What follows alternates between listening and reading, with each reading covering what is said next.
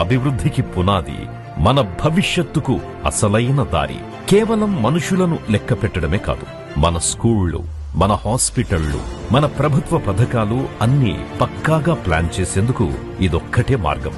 రేపు మన పిల్లలకందాల్సిన సౌకర్యాలన్నీ మీరిచ్చే ఈ వివరాల మీదే ఆధారపడి ఉంటాయి. గుర్తుపెట్టుకోండి, ఈ ప్రయాణం 2026లోనే ఇండ్ల లెక్కతో మొదలై 2027లో జనాభా లెక్కతో ముగుస్తుంది.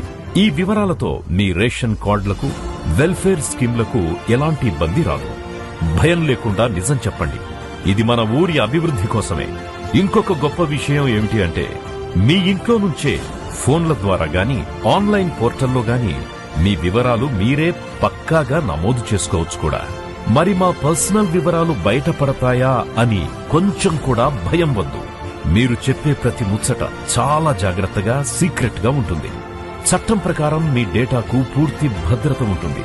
దీన్ని కేవలం దేశం కోసం, మన రాష్ట్రాభివృద్ధి కోసం మాత్రమే వాడుతారు. ఇది మన నేల, ఇది మన ఎదుగుదల. ఎన్యూమరేటర్లు మీ ఇంటికి వచ్చినప్పుడు గాని, మీరు ఆన్లైన్లో లాగిన్ అయినప్పుడు గాని గర్వంగా పాలుపంచుకోండి. మీ వివరాలు ఉన్నవి ఉన్నట్టు చెప్పండి. సెన్సస్ 2027 అందరం కలిసి మన తెలంగాణ భవిష్యత్తును నిర్మించుకుందాం.